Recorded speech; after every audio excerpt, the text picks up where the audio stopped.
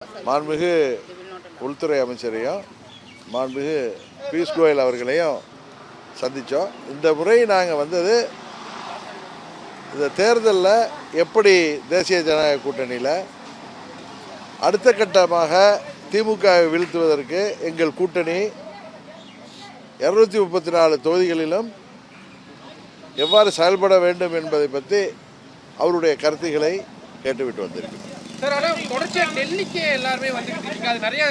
ஏன் சார் உங்களுக்கு டெல்லிக்கு நாங்கள் வந்தால் பிடிக்கலையா உங்களுக்கு? இல்லை அவங்க திமுக 1000 பேசுவாங்க. அவங்க என்ன டெல்லியில் எங்கள் மந்திரியாக இருந்து அசிங்கப்பட்டவங்க நம்மளுக்கு தெரியாதா? எல்லாரும் அரெஸ்ட் ஆனது என்ன ராமகிருஷ்ணன்? அதனால இப்போ உங்களுக்கு தேசிய ஜனநாயக கூட்டணி பாஜக தலைமையிலான கூட்டணி. அங்கே தமிழ்நாட்டில் தேசிய ஜனநாயக கூட்டணிக்கு திரு இபிஎஸ் அவர்கள் அதிமுக தலைமை தாங்குது. பிஜேபிங்கிறது ஒரு தேசிய கட்சி. அவர்களை சந்திக்கணும்னா ஒவ்வொரு முறையும் உள்துறை அமைச்சர் சென்னையில் உட்காந்து திரு பியூஷ் கோயல் அவர்கள் சென்னையில் உட்காந்து எல்லாத்தையும் பேச முடியாது.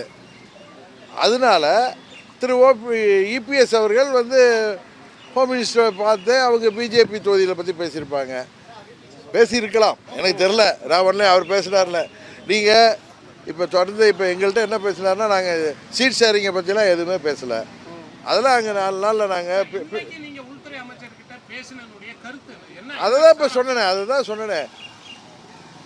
நம்ம இந்த தேர்தலை எல்லா கட்சிகளும் 234 தொகுதிகளில் எப்படியெல்லாம் நாம் அதை எதிர்கொள்வது, பீகாரில் அவங்க எப்படியெல்லாம் தேர்தலை எதிர்கொண்டு மாபெரும் வெற்றி பெற்றார்களோ அதுபோல் இந்த தேர்தல்களில் நடக்க இருக்கின்ற 26 தேர்தலில் நமது தேசிய ஜனநாயக கூட்டணி எப்படி ஒற்றுமையுடன் எல்லா தொகுதியும் செயல்பட வேண்டும் என்பது சம்பந்தமாக பேசுவதற்கு தான் என்னை அழைத்திருந்தார்கள். அதை பற்றி பேசுகிறேன்.